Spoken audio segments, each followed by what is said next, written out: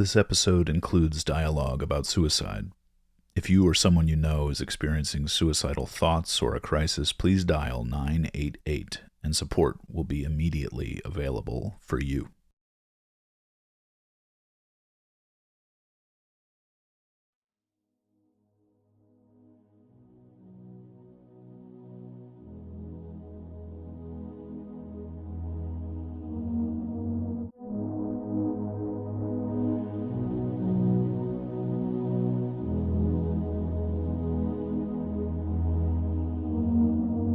Your breath, my bellows, my heart, your hearth.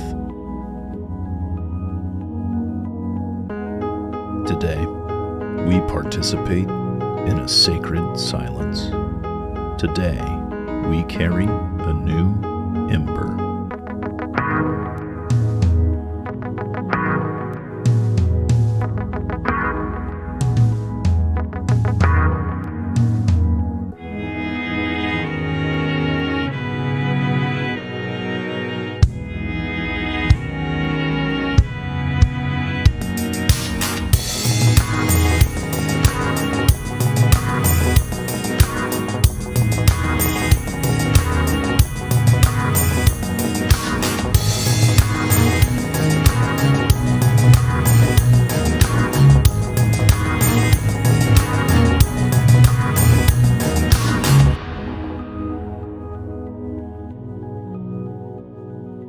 Well, welcome to Embers, a Whisper and Flame podcast.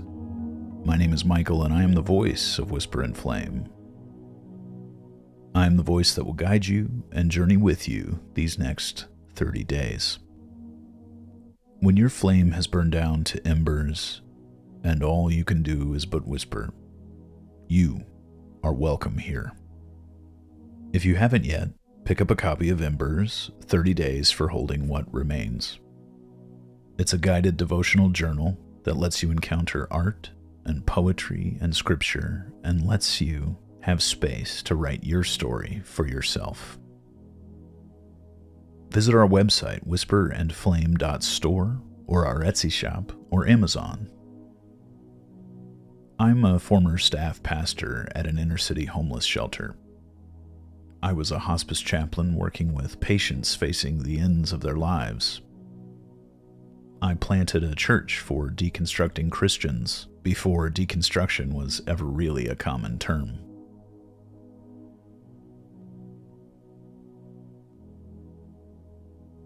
Forgive me.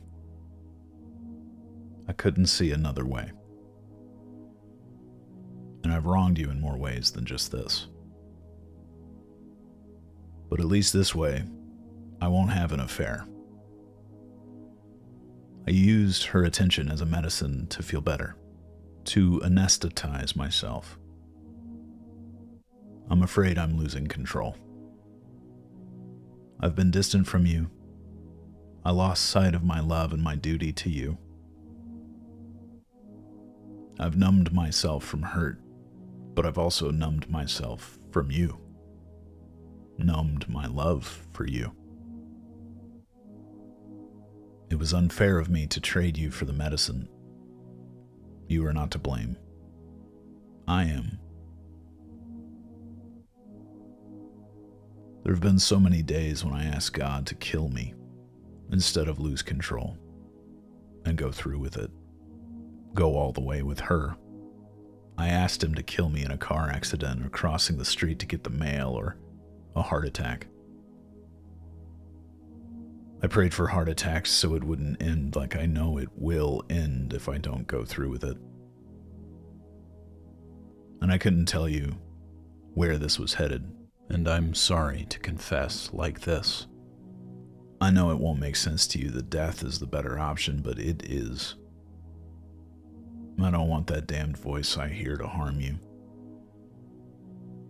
I know this confession hurts you to read it, and I'm very sorry. You will blame yourself, but I'm telling you not to. It's not on you. My actions are not your fault. This mold was cast a long time ago. It's not your fault you married a lost cause. You didn't know. You had high hopes like I did, but things didn't turn out that way. I don't want you to put that weight on your shoulders.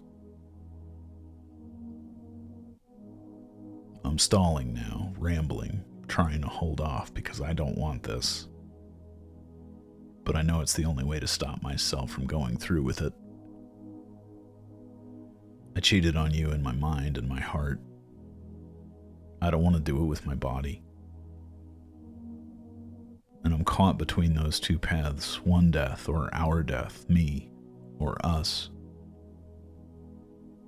I think I've made my choice. When they find me, hold no service, no celebration. Nothing to celebrate anyway. Burn me, would you? And take my ashes and cast me from the summit of a tall mountain in our favorite place, the place you know I would like. I gotta go now. I love you both. Selfishly, poorly, but I do love both of you more than you can understand, more than I can write. I wasn't the man I wanted to be. Not the husband, not the father, but please, think kindly of me in the future. Think of me in the good times. Smiling and adventuring with you both. Squishmallow wars, trips up the coast in the summer, playing crazy games with the kiddo. Remember me kindly. Not as ash in the wind on some mountain peak. I love you. I hope you live well without me. I hope that I'll be forgiven and the resurrection is real. And I hope to see you again one day, in the place where all hurts are mended. That was my note. Selections from it. Yes, I wanted to end things long before what happened with my coworker. This was the note I had written to my wife, ready to go. Plan and all. But I didn't go through with it. I have to say again, as I said at the beginning, if you want to do this, don't do it. If you have a plan, abandon it. It won't make anything better.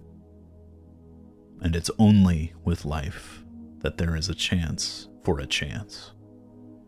A chance to make a new start. So stick with us, okay? If you are experiencing crisis or ideation, please reach out. Dial 988 for immediate support. Back then, I knew what was coming and I asked God to take me so I wouldn't go through with it. So I wouldn't go through with the affair. But his voice remained silent and I remained here, and I went through with the affair like I knew I would. And now that I'm years through it, years past one of the worst periods of my life, I can see that God's silence was actually a sacred silence. And this note was a prayer to God begging him to take me, and in his silence, he said, no. I'd forgotten something that I knew a long time ago. I knew it as a kid, having gone through things I wished I hadn't. It was this: that in an inescapable, inexcusably bad situation, every breath I took was going to be one breath closer to it being over, to the situation being finished.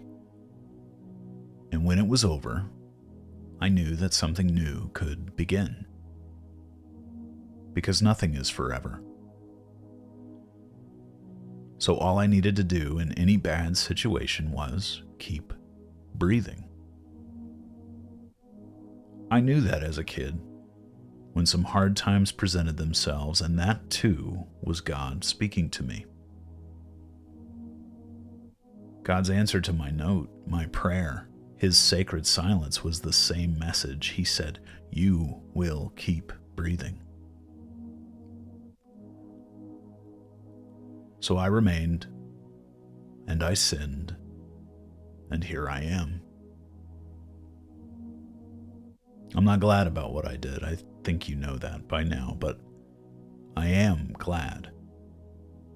I'm glad I remained. I'm glad God was silent because it was sacred, because I kept breathing.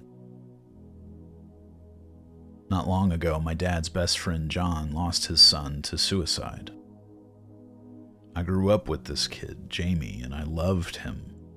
He was like an older brother to me when I was little. And we lost touch over the years, and he went through some really hard times himself. And he did what he did, and it devastated his parents. I don't know where John goes from here. His wife just passed away from an illness, and he's all alone, other than my dad and a grandson he loves but doesn't get to talk to much. I don't know what his life is going to look like now. I'm heartbroken for him. And when my daughter and I pray for him at night, it never fails to make me think of this note that I wrote and where my mind was not too long ago. It makes me think of how similar our stories almost were. And I'm glad that God's silence was a sacred silence that kept breath in my lungs. God didn't say yes to me, and I'm glad I didn't take matters into my own hands. Because when I think of John, I think of my dad, and how it would break him if I had done that. And it makes me think of my daughter, and how I'm glad because it would have broken her, and my mom, and my ex, and on, and all the people who I couldn't see then, who loved me. I would have broken them in breaking myself. I think it's important to acknowledge that there aren't easy or clean answers, especially in real moments of crisis. I don't know why God allows or doesn't allow things to happen. Why life for me and not death? Why the opposite for Jamie? Why did God allow even the thought of affair, that serpent voice at all in my heart, without challenging it himself, without his own strong voice speaking? I don't know. I don't know why God is sometimes silent and sometimes loud, sometimes seemingly gone, and sometimes so present and thick I feel like I'm breathing underwater. All I can do with my not knowing is hope that what feels like silence is also a sacred gift. All I can do is hope the deafening silence John exists in is also a sacred silence. And that one day he'll see, like Rodriguez, like Joy, like Jocelyn, Rick and Sue, maybe even Jim and Merle, that he is not alone, that he never suffered alone. That Jesus is there, not silent, suffering along with him. I'm glad I remained. I'm glad I kept breathing because what I learned a long time ago still stands as truth. Nothing is forever. Nothing is forever but God's love. And if we keep breathing through whatever we're going through, it's one closer to something new taking root in our lives. Sometimes just bearing a crisis and breathing through it is the only victory we can expect for a long, long time. Cold comfort, yes. But it's only by continuing to breathe through it with each and every breath bringing us closer to the end of crisis that opens the path to the next clearing in our lives. It's a place where something new and fresh can take root, where sunlight illuminates the path and we can look back and see that we have never been alone and that God's silence has always been sacred. What places of silence in your life can now be seen as God clearing the way for something sacred and new to enter the scene? And remember, if you or someone you know is experiencing suicidal thoughts or a crisis, please dial 988 and support will be immediately available for you. Choose to keep breathing and breathe with me our breath prayer. Inhale. I welcome the silence. And exhale. For you are near. And again. Inhale. I welcome the silence. And exhale. For you are near.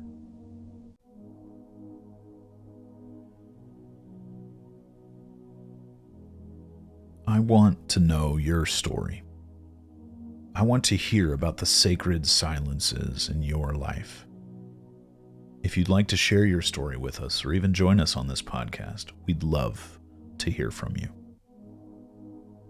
Reach out to us on the Whisper and Flame Facebook and Instagram pages, or send us an email at whisperinflame, that's whisper, the letter N, flame, @gmail.com. We look forward to hearing from you. Thank you for joining me today for Ember 12, A Sacred Silence. Pick up a copy of Embers 30 Days for Holding What Remains from our website. Allow me to bless you as we depart for now. The Lord bless you and keep you. The Lord make his face shine on you and be gracious to you. The Lord lift his countenance upon you and bring you peace. Join me tomorrow for day 13 of Embers, the Echo and the Whisper. Before you go, remember, even the grave is not godless, but a child's lost and found. You, yes, you are beloved, every scar, holy ground.